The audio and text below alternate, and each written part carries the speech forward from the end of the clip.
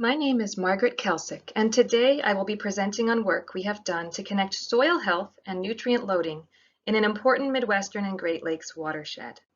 This work was supported through a grant from the Ohio Department of Higher Education's Harmful Algal Bloom Research Initiative and is a collaboration between Ohio State University and the Agricultural Research Service.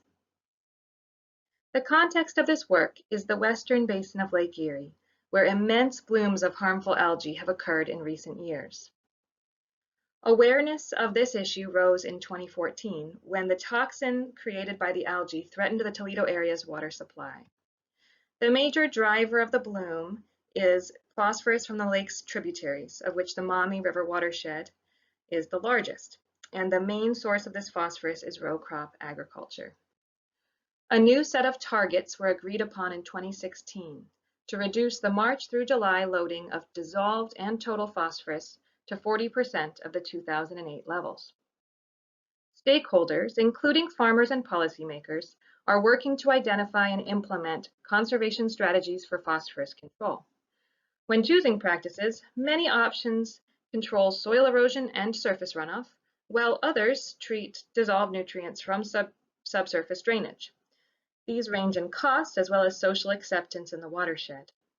But key uncertainty still exists with regard to which practices are most effective for phosphorus, which is transported through both surface and subsurface pathways.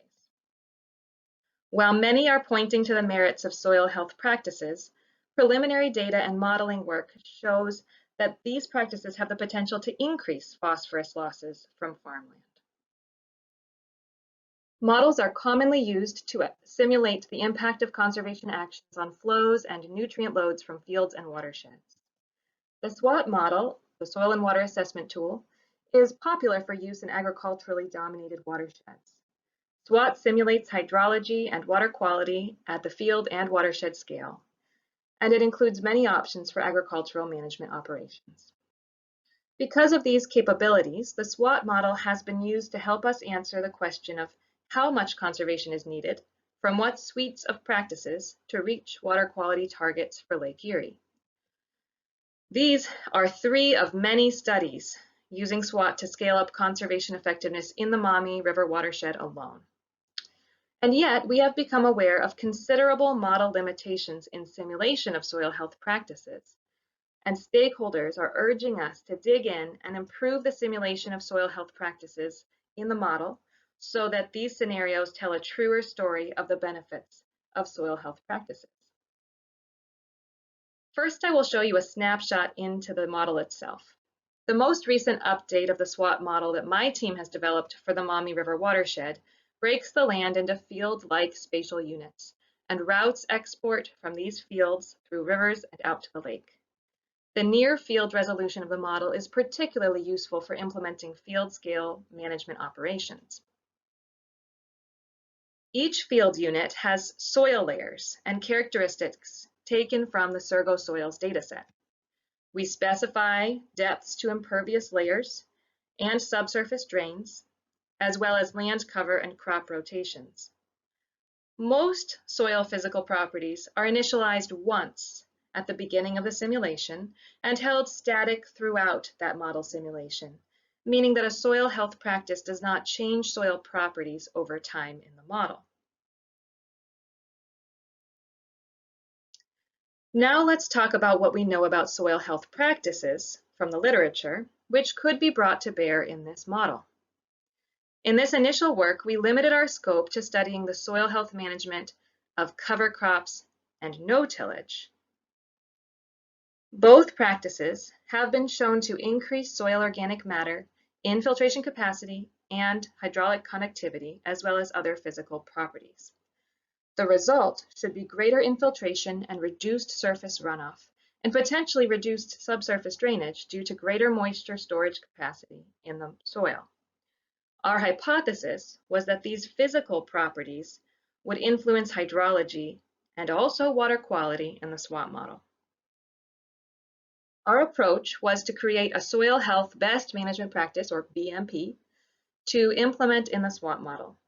At this time, we are using a static approach to initialize soil physical properties of a healthy soil, assuming an increase in organic carbon, and comparing this to a baseline having a more conventional cropping system. It is common practice to simply alter management by growing cover crops and stopping to till in the model.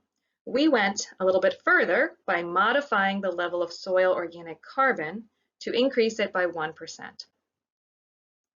Then we used this higher carbon content to update the soil's available water capacity, bulk density, and hydraulic conductivity using pedotransfer functions. We also reduced erosion through the soil erodibility factor and runoff through the curve number. All of these are based on literature describing measurement and modeling of these practices, of these properties. We ran scenarios of the Soil Health BMP over 50% of the Maumee's cropland. I will show you plots of hydrology and water quality at the basin and field scales. We will then dive into a sensitivity analysis of the field scale results to see which factors drove SWAT's simulation of hydrology and water quality. At the basin scale, the model simulated considerable reductions in dissolved and total nitrogen loading for all years simulated. For phosphorus, the story was mixed. The model suggests at least as great a reduction in total phosphorus load as with nitrogen, shown on the bottom graph. Yet we see in the top graph that dissolved phosphorus loads increased under soil health management. Let's take a closer look at the field scale results. Here we average results across the years and plot data from every tile-drained field in the watershed in box plots. We find the Soil Health BMP clearly influenced hydrology with a prominent decrease in subsurface drainage accompanied by an increase in evapotranspiration. For nutrient loading, we see over a doubling of dissolved phosphorus, while all other nutrients and sediments are reduced by roughly half. Digging into these results, I now show the sensitivity of the model outputs to each of the changes found to be important in this model. The y-axes change from slide to slide, so I circled the most important findings and made note of graphs that showed minimal change. The first result is for cover crops, which we find responsible for the decrease in subsurface flow, likely due to the increase in evapotranspiration caused by crop growth during the non-growing season. Simply growing winter cover was also responsible for much of the nitrogen loss benefit of the Soil Health BMP, which is consistent with literature. Moving on to no tillage, we find little impact on hydrology, but considerable impact on nutrient and sediment loading. In particular, this is where our Soil Health BMP gets its drastic increase in dissolved phosphorus export. Without disturbing the soil through tillage, phosphorus accumulates in the surface soil layer referred to as stratification. No tillage is clearly a benefit for total phosphorus and nitrogen losses as well as soil erosion, but not in the model for dissolved phosphorus. Now we move from our management practices to the updated soil physical properties. We find that the 1% increase in organic carbon content had little direct effect on hydrology, yet there is a surprising impact on total phosphorus and nitrogen loadings. In the model, soil organic nutrients are initialized based on organic carbon content. So our Soil Health BMP has greater soil nutrient content than the baseline model, and these elevated nutrients are, without a holistic view of soil health, not well stabilized in the soil and therefore vulnerable to export. We intend to spend more time analyzing measured data to determine whether we can better parameterize the model regarding stabilization of organic matter in the soil, so that this result, if it is not actually correct, could be corrected for. When we isolate the change of available water capacity in the soil, we find that greater storage for moisture means less water is available for transport in subsurface flow.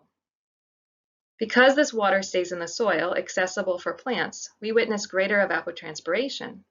However, these do not culminate in a noticeable effect on nutrient loading. Finally, when we run the model with only the soil erodibility factor changes, we see no effect on hydrology, but a notable reduction of sediment and associated phosphorus loading from the fields, as we would expect, given what this factor does. I'm not showing the sensitivity for the other parameters because they were not found to be as important. And this is a short presentation. To summarize our main findings on the Soil Health BMP implemented in SWAT, we found it to be quite effective for total nitrogen, total phosphorus, and sediment. However, the practice had a large and negative influence on dissolved phosphorus due to stratification of phosphorus in the surface of the soil under no tillage. Interestingly, by simply eliminating tillage and planting cover crops, we were able to account for most of the impact of the Soil Health BMP in the model. In other words, management alone may be sufficient to capture much of the soil health impact. And so previous SWAT studies missing the linkages that we made in this work are still likely valid. I also want to point out that connecting soil health and water quality in models is useful far beyond the Lake Erie region. Despite this, we believe there is more we can do, as this work only scratches the surface of incorporation of soil health in SWAT. While SWAT is useful for simulating agricultural conservation actions and producing nutrient loading estimates at the watershed scale, it lacks key linkages between soil health and hydrology. We are pursuing several approaches for improving the representation of these practices from static to dynamic approaches, updating soil physical properties based on soil organic matter. This project has shown us that more experimental data is needed to drive future model development, and in that vein, we have a newly funded NIFA project that aims to quantify the role of soil health and water quality in fine-textured soils like those in the Maumee watershed. I thank you for your attention and look forward to your follow-up if you have any questions about this presentation.